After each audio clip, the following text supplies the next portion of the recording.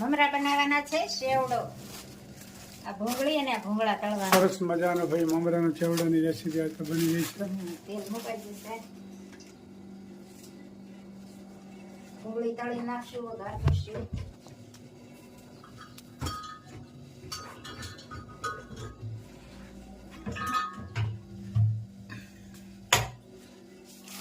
ભૂંગળા તળશું.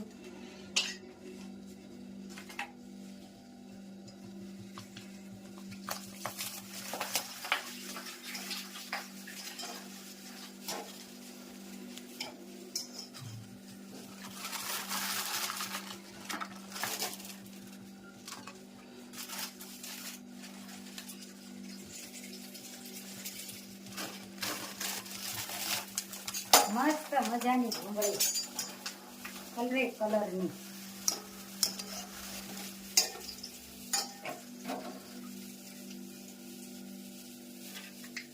ચેવડો બનવા માંડ્યો, તૈયાર થવા માંડ્યો છે. લીમડી નાખીને વઘાર કરશું.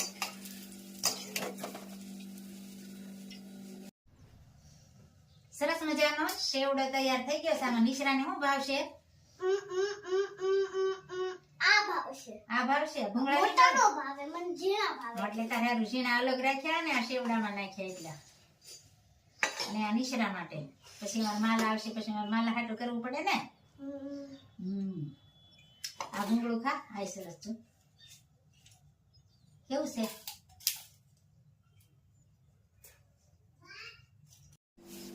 દેશી ઢોકળા બનાવવાના છે.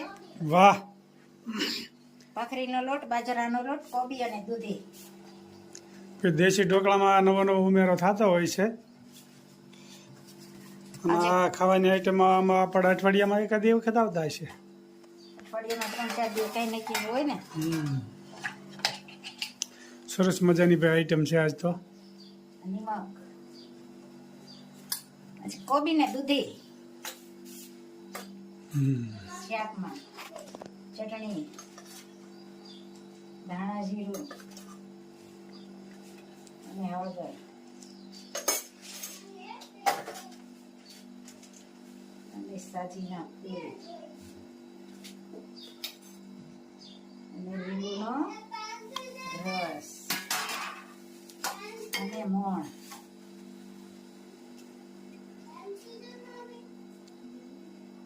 અને થોડીક છાશ નાખશું અથવા પાણી, એમાં બે ઉમેરી શકો.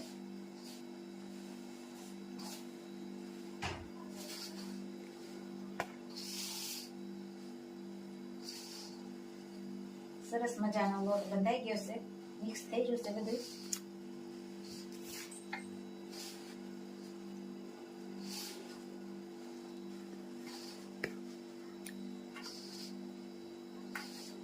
આને વાળી વાળી મૂકશું તપેલામાં, જાળીમાં.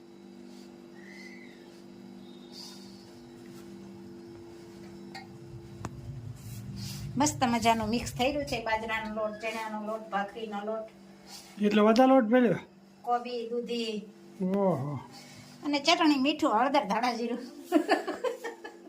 સરસ મજાના ભાઈ બની રહ્યા છે દેશી ઢોકળા. મજાના ભાઈ તૈયાર થવા માંડ્યા છે, ગોઠવવામાં માંડ્યા.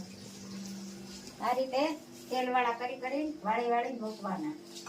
કોઈ લાંબા પણ હતા વાળે આમાં ભૂંગળા મોટા મોટા, એ હું ચડતા વાર લાગે. બહુ મોટા કરી ઘણા લોકો. સરસ મજાના ભાઈ તૈયાર થવા માંડ્યા છે.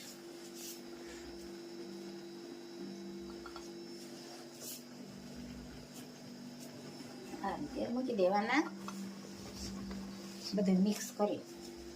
પછી તલ નાખીને વઘાર કરવા તો કરી શકાય આનો, ને એમનામ પણ ગરમા ગરમ ખાઈ શકાય.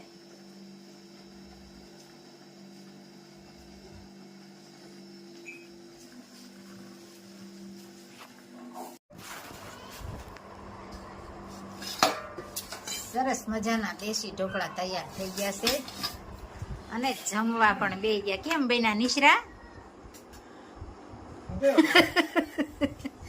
હે નિશરા, સારું છે ને? મસ્ત મજાના બધા જમવા બે ગયા. હું આવની સારું ને?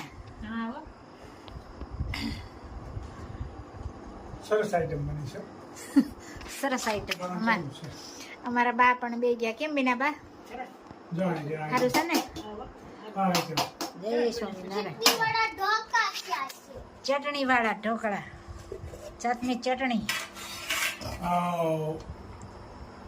અને ખાતા ખાતા વોટકા હતા ને ખાઈ રહ્યા હે નિશરા નિશરા પણ ખાવા બે ગઈ કેમ છે નિશરા ફળિયામાં રમવાની મજા આવે છે ને હમણાં તો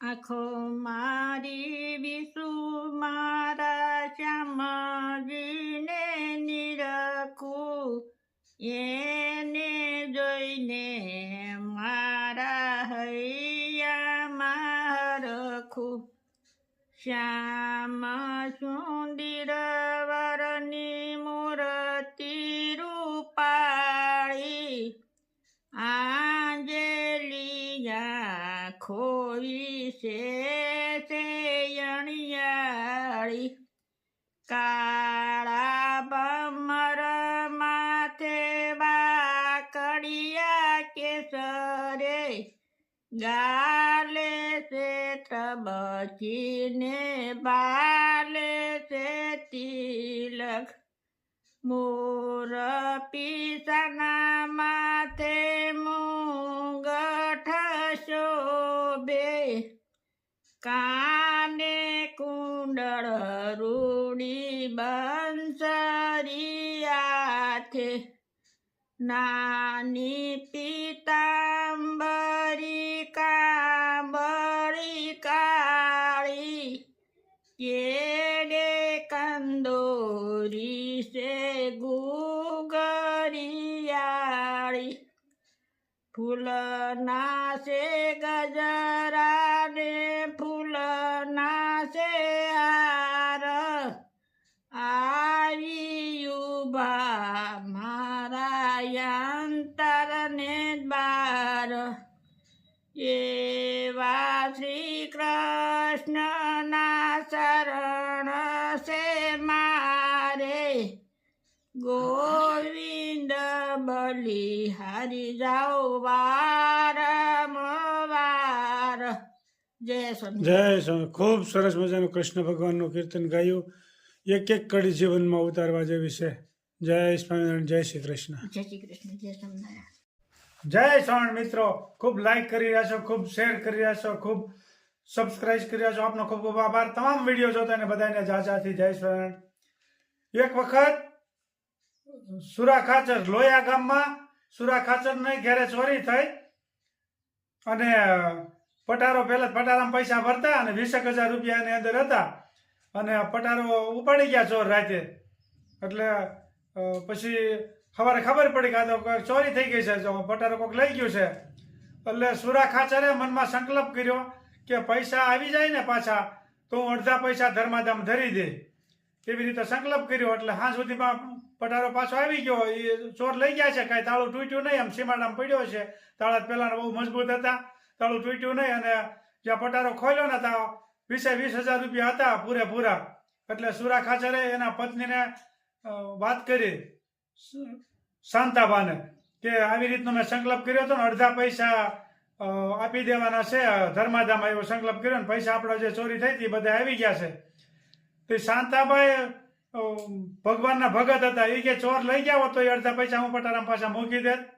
એ કે નહીં. એટલે સુરા ખાચરને ખબર પડી ગઈ કે નહીં આનો 100% વિચાર છે બધા પૈસા દઈ દેવાનો. એ પૈસા બધા ધર્માદો કરી નાખ્યો. ત્યારે સ્વામિનારાયણ ભગવાને ત્યાં આવ્યા છે લોયા ગામમાં અને રીંગણા સરસ મજાના જોયા. એટલે એ 20,000 રૂપિયાના શાક ઉત્સવમાં સ્વામિનારાયણ ભગવાન એવો જોરદાર શાક ઉત્સવ કર્યો કે 60 મણ રીંગણા અને 18 મણ ઘી લોયા ગામમાં શાક ઉત્સવ કર્યો ને 2 મહિના સુધી ચાલુ રાખ્યો સ્વામિનારાયણ ભગવાને શાક ઉત્સવ. એ 20,000 અટાણા તો 40 લાખ કરતા કિંમત વધારે થાય એ વખતમાં. એ 2 મહિના સુધી સ્વામિનારાયણ ભગવાને શાક ઉત્સવ કર્યો હતો ને લોયા ગામમાં. એ શાક ઉત્સવ જે આપણે પરંપરા આવ્યો આવે છે અને આ સત્ય ઘટના બની ગઈ છે લોયા ગામમાં. જય સ્વામિનારાયણ. જય સ્વામિનારાયણ. ઓમ કૃષ્ણાય